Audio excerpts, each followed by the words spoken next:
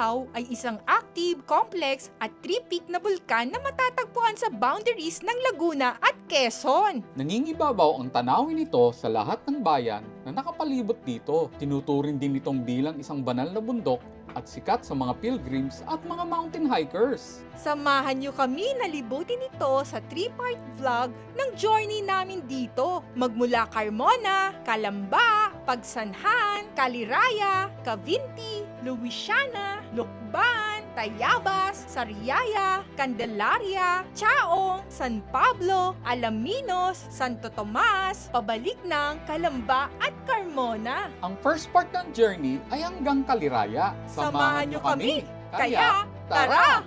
Let's go!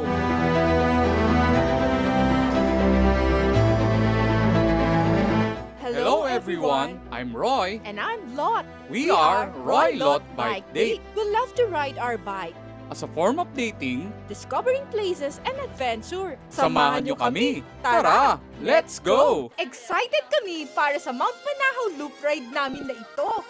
First time namin na marating ang mga bayan na nakapalibot sa kanya, na nakabisikleta.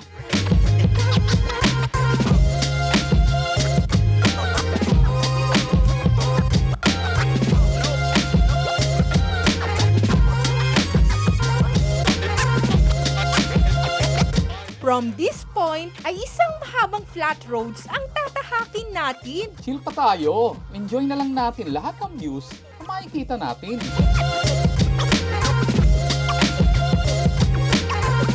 Welcome to Victoria, Laguna, ang bayan ng mayaman sa itik. Dito ang duck farming na nagpo-produce ng balot, itlog na maalat at kinulog na itik.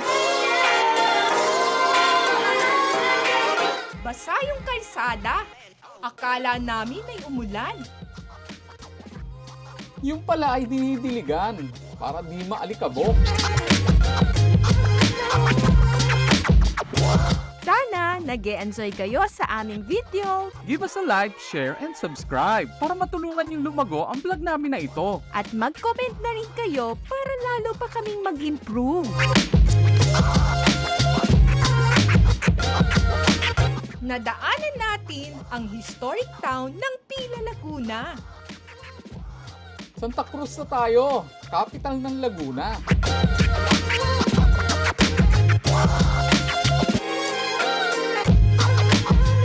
Ang bago-bagong arko ng Pagsanhan, Laguna.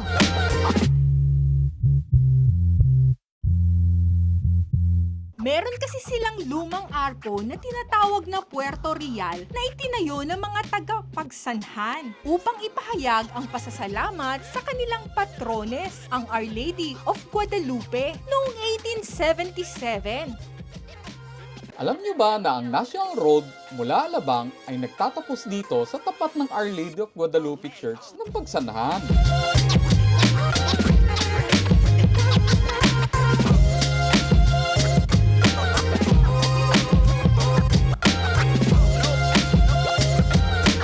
Ride out na tayo uli papuntang Lumban.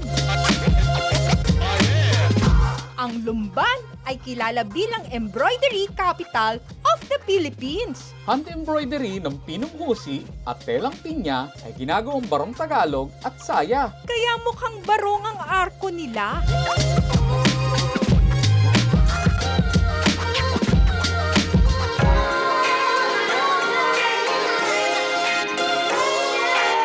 Yung mga nakikita nating tower sa itaas, doon ang Caliraya, ang papanikin natin.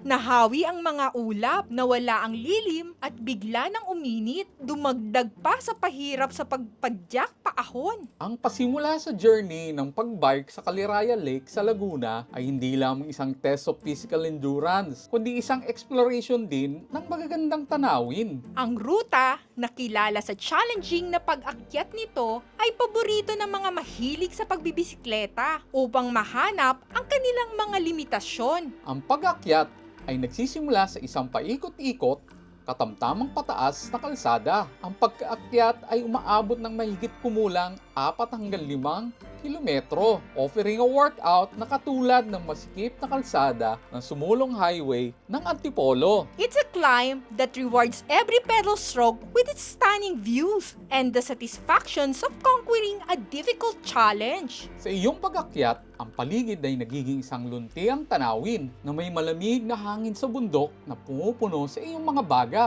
at ang katahimikan ng kalikasan na nagbibigay ng lubos na kaibahan sa mataong buhay sa lungsod.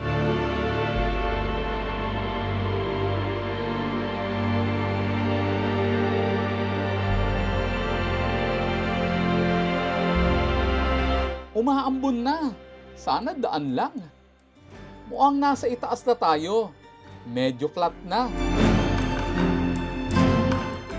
Kita na natin yung lake.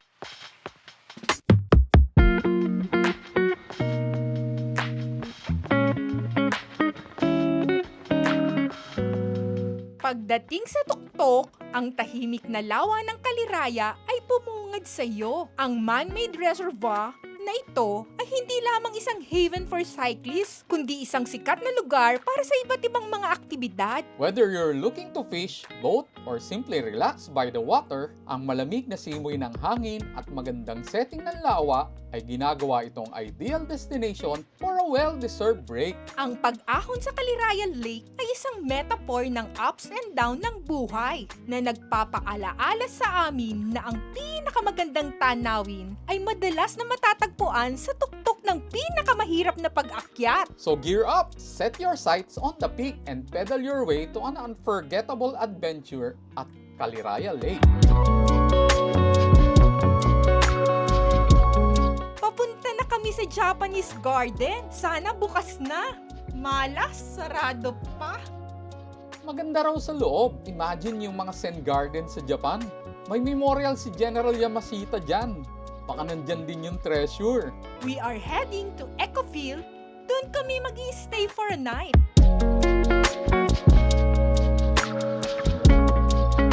Dito na kami sa entrance. Malayo pa pala mula sa Bukana. Gravel road talaga. Challenging.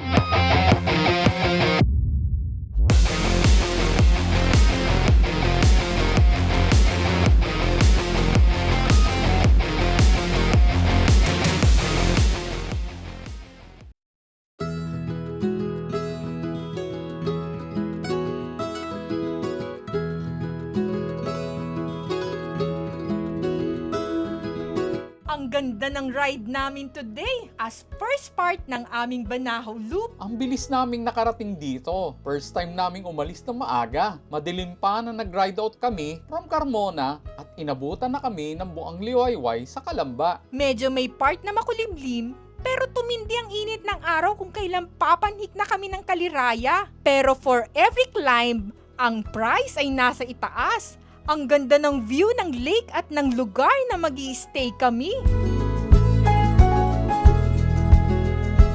Hanggang dito na lamang ang journey natin mga ka-bike date. Thanks for watching. Please like, share, and subscribe. Press na lang din ang bell button para ma-notify kayo sa aming latest upload. Comment na rin kayo for our improvement. Pwede ring panoorin ng ibang videos dito. Until next bike date. Bye!